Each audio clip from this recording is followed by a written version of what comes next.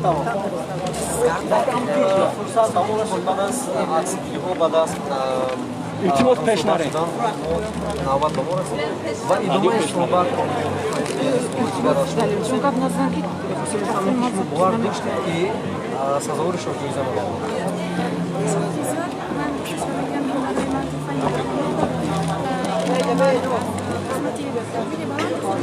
در این صحنه بلند توانستم مقامی ارزشمند گردم. این مقام سراول برای من یک مسئولیت بزرگ است، نه تنها یک خرسندی فرح بخش حس، بلکه یک مسئولیت بزرگ سنگین است که در من فعالیت بهتری را در آینده طلب می‌کند. هر یک جایزه که در این آزمون و داوطلبان سپاریده شد تنها یک خرسندی، یک خوشحالی نیست.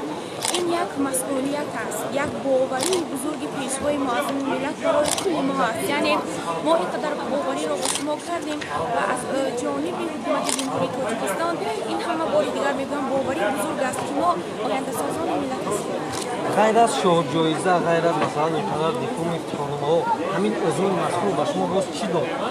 پیش از همه این آزمون جمهوری دانایی برای من باوری، اراده، مسئولیت، دانش، شناس‌های نو، دوستی‌های نو، حسیاتی بلندی که در آن سخن عاجز است گویی می‌شود. مقام بلند پیدا می‌شود وقتی انسان به خود باوری داشته باشد، وقتی اراده قوی باشد، وقتی دانش مستحکم باشد.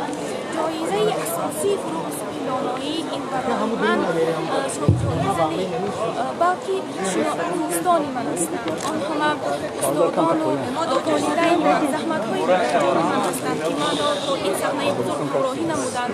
جایزه برای تمام غالبان این آزمون پیش از همه دانش است که آنها از خود کردند و من خوشبختم که انقلاب مدنی ما 2 سال است که آوازش تمام آسیا را گرفته است و باوری دارم که در آینده همین آزمون ما را از جاپانی‌ها در کتابخانه می‌گذارد. و شما همچون یک نفری که شاه را به دست آوردید به تماشاگران مخصوصا شبکه بهارستان چی توصیه می‌دید؟ مخصوصا به همسالانتان. بسیار جوانی یک دوره است که در آن باید آموخت، در آن باید تشکر داد و من به تمام آنانی که میخواهند از در این آزمون اشتراک کنند اما خود به خلاصه آمدم میخواهم بگویم که آزمون فروغ صبحی دانایی آزمون سنگین آهنینی نیست، آزمون پر از حسیات بلند است، آزمون بهاری تاجیکستان است و دل شخص نابسته از آن که غالب میگردد نمیگردد مغلوب است غالب است. یک حسیات من توصیه میدم که کتاب بخوانند در این آزمون اشتراک کنند. سلام باشین. دیگر واسط اخبار عمومی هستم برای صحبت مردمان عزیز ما با دیگر اشتراکچیان این آزمون برای آزمون سال آینده نیز بر راه مانده می شود. در سال آینده چی نقشه دارد؟ در سال آینده من برای به خلاصه این آمدم که در آزمون شرکت ورزم یا نه. برای همین با این سوال شما جواب بتونم. سلامت باشید. جای سوال دیگر همینجا پرسید. این سوال مشکل است و اگر به خلاصه بیایم خبر خواهم داد. خب هر جا ببینید شما هم ادبیات رو خوندید، درباره ادبیات فارسی قدیمی خودمون باستانی چی عقیده داره، چی نظر داره، چی برتریت‌های داره ادبیات کلاسیکی ما از ادبیات جدید؟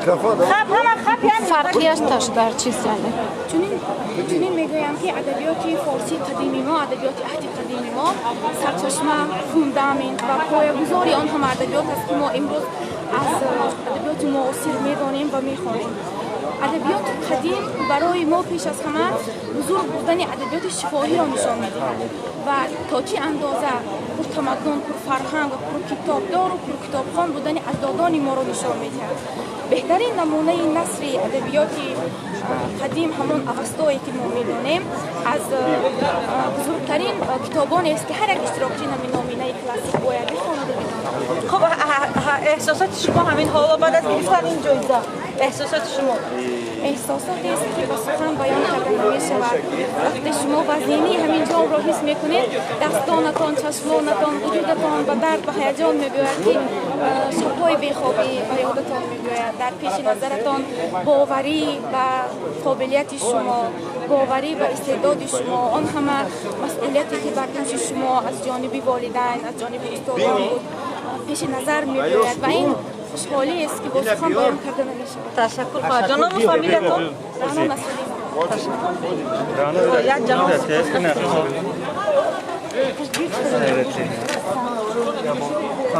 یه مونگل شبست جو کارتون رو بگو توری کنه گل شبان بست نه آرام کنم بیو هم بست نمیشه بیو بریم تفاهم دارم پیش بندر چی رفت یک دقیقه همین تلفن منم استاد برآمد رفتم رانو شما که یکی از اشتراکچی فعال روزنامه آزمون فروغ صبح دانایی کتاب هستید و همیشه شما طریق این روزنامه انعکاس می‌یافتید. هیجان و اضطراب در حال چی گونه است؟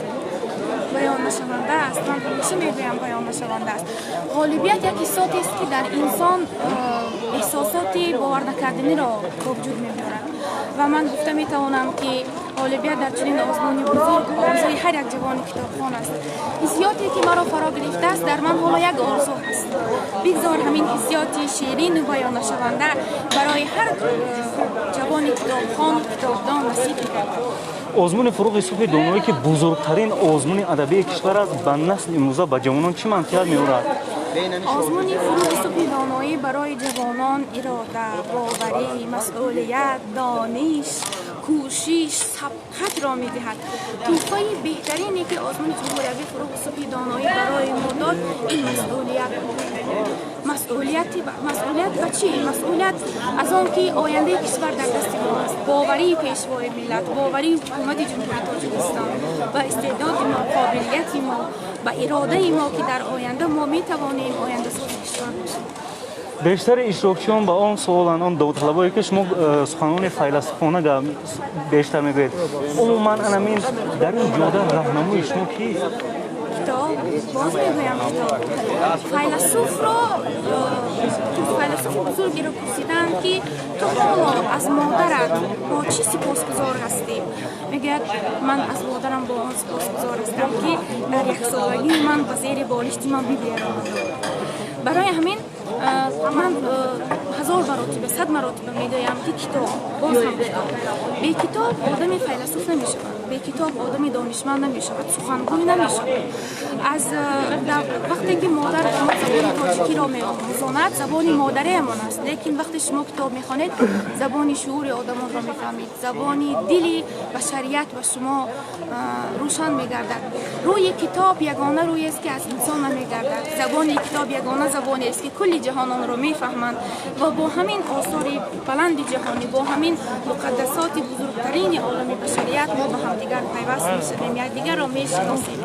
امروز ما در آسیای مرکزی هستیم، لیکن با واسطه این آزمون ما دایره ادبیات فرانسه صحبت میکنیم، یعنی کتاب پیوستگری ما با تمام ادبیات روی جهان است. خب همگان میدونن که شاعر دوست داشته شما این استاد فرزانه است با پارچه شعری که در وصف تاجیکستان ایشون نوشتم سخن رو به اطمینان رسیدم. سرزمین اطلسی و آهریم، ابجد عشقم، درود خاوریم، میده درسی مقامات دریم، تاجیکستان سبز مرزی گل سرشتم، نامه خورشید مهری سرنوشتم. مبلغی که شما به دست آوردید صرف چه خراجات می شود؟ این سوال را از من زیاد میپرسند. برای شخصی که کتاب میخواند، برای شخصی که در دایره کتاب است، در این خواهش از کتاب بیشتر چه بوده میتواند؟ البته صرف خرید کتاب میتونم برای خود شرایطی و فراهم می‌آورم که توانم بر جایزه های از این هم بلند، پیش از همه باوری استادان، باوری مردم و باوری والدین و خویشان سزاوار باشم. یک دقیقه می چطور نگیرم؟ نمیتونی یک لحظه بگید تمام کردیم. زیاده